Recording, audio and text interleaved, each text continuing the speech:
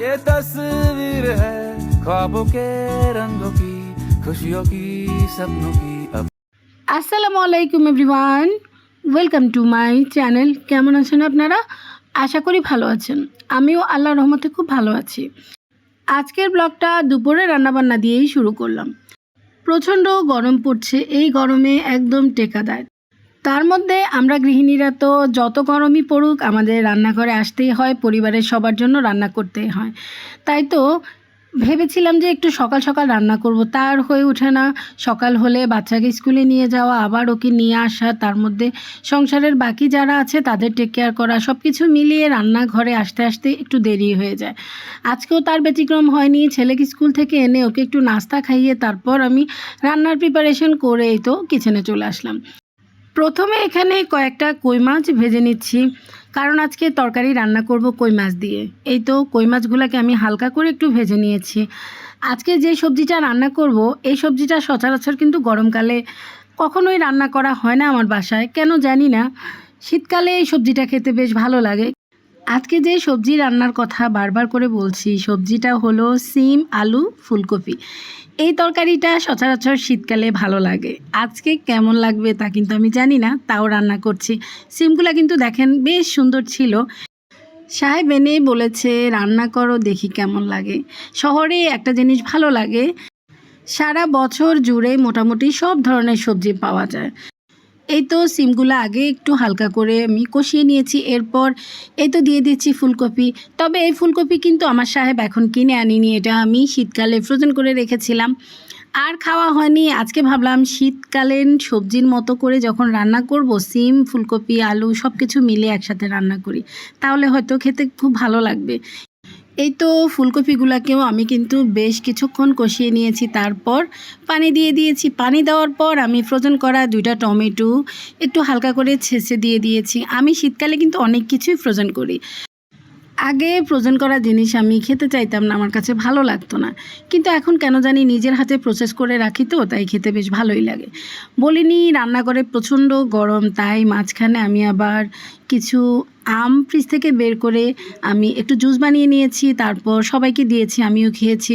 সবাই বলতে আমার ছেলে আর আমি আছি, আর কাজে যে হেল্প করে সে আছে। আর এই মুহূর্তে তো অন্য কেউ নেই, যেহেতু এটা ছুটির দিন না, সবাই বাইরে সবার কাজে। আমি একটু ঠান্ডা ঠান্ডা জুস খেয়ে নিচ্ছি, এত গরম লাগছিল। এই গরমের মধ্যে একটু ঠান্ডা জুস হলে কিন্তু মন্দ লাগে না। যাই হোক, তারপর আমি আবার চলে গেলাম কিচেনে। এই তো আমার ফুলকপি, সিম, আলু, টমেটো দিয়ে কই মাছের তরকারি অলমোস্ট হয়ে গেছে। এখন নামানোর আগে আমি একটু ধনেপাতা দিয়েই শুধু নামিয়ে ফেলবো। তবে একটা কথা সত্যি, খেতে কিন্তু অসম্ভব মজা হয়েছে। আমি ভাবিনি গরমকালে রান্না করলে এতটা মজা পাবো এই তরকারিটা। রান্নাঘরের সম্পূর্ণ কাজ শেষ করে আমি এখন চলে আসলাম আমার টেবিলের উপরের জন্য একটা নতুন টেবিল ম্যাট কিনেছি। এই সেটটাও কিন্তু আমি নিজে পছন্দ করে কিনেছি। আমি খুব সংসারী একজন মানুষ, আমি সংসার সাজাতে খুবই পছন্দ করি। আমি নিজেকে সাজাতে না যতটুকু ভালোবাসি, তার চেয়ে দ্বিগুণ ভালোবাসি আমার সংসার সাজাতে। তাই তো চেষ্টা করি সবসময় একটু ইউনিক কিছু দিয়ে সংসারটা গোছাতে। এই তো দেখেন, এই টেবিল ম্যাটটাও কিন্তু আমি এক দেখাতে পছন্দ করে ফেলেছি, আর আমার কাছে খুব ইউনিক মনে হয়েছে। কালারটাও খুব সুন্দর, প্লাস ডিজাইনটাও খুব ভালো। আপনাদের কাছে কেমন লেগেছে জানাতে কিন্তু ভুলবেন না। দেখি না আমার পছন্দের সাথে আপনাদের কার কার পছন্দ মিলে। এদিকে আমার মেয়ে যখন স্কুল থেকে আসলো, তার সাথে তার 2টা ফ্রেন্ডও কিন্তু এসেছে। তাই তো ভাবলাম ওদেরকে একটু আচার দিই। মেয়ে বলে কথা, মেয়ে মানুষ আচার খেতে পছন্দ করবে, এটাই তো স্বাভাবিক। তাই তো ওদের জন্য একটু আচার নিচ্ছি, ওরা আচার খেতে খেতে সব ফ্রেন্ড মিলে গল্প করুক। এই তো আমি আচারগুলো নিয়ে তাদের কাছে চলে গেলাম। যাওয়ার পরে তো দেখছি তারা 3জন মিলে কত গল্প গুজব করছে আর কতই না হাসাহাসি করছে। মেয়ের সাথে মেয়ের ফ্রেন্ডদের এত সুন্দর মুহূর্ত দেখে আমার কাছে খুবই ভালো লাগে, এবং নিজের আগের অনেক পুরনো স্মৃতি মনে পড়ে যায়। আসলে যদি সত্যি ওই দিনগুলো ফিরে পেতাম তাহলে কতই না ভালো হতো।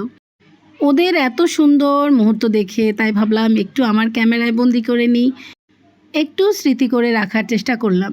একদিন হয়তো ওরাও আমাদের মতো বড় হয়ে যাবে, কিন্তু এই স্মৃতিগুলো সবসময় থেকে যাবে। যাই হোক, ওরা কিন্তু বেশ কিছুক্ষণ মজা করে তারপর দুপুরের খাওয়া দাওয়া করে আমার বাসা থেকে গিয়েছে। এটা হলো বিকেলবেলায় ছেলে মেয়ের জন্য একটা কেক এনেছি। আমার বাসায় জন্মদিন ছাড়াও মোটামুটি বেশ ভালোই কেক আসে, কারণ আমরা সবাই কিন্তু কেক খুব পছন্দ করি। শুধু বাচ্চাদের কথা বললে কিন্তু ভুল হবে, আমি নিজেও কিন্তু খুবই পছন্দ করি কেক খেতে। তাই তো আমার বাসায় বার্থডে ছাড়াও মোটামুটি অনেক কেক আসে। আজকে তো সাহেবকে বলাতে সে বিকেলবেলায় একটা কেক এনে দিয়ে গিয়েছে যেন বাচ্চারা খায়। তবে আজকের কেকটা এনেছে একটু ভিন্ন ফ্লেভারের। এই কেকটা হলো ম্যাঙ্গো ফ্লেভারের।